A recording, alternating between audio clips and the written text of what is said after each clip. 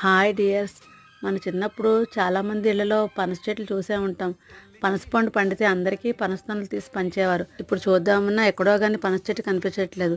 Konaseema special వంటకం పొట్టికలు అంటారు. ఈ పనసాకులను వాడే తయారు చేస్తారు. ఈ మధ్యన ఫంక్షన్లోని పనసకాయ బిర్యానీ చేస్తున్నారు. పనస పొట్టు కూర, పనస గింజల కూర, పనసకాయ కూర చాలా బాగా చేస్తారు.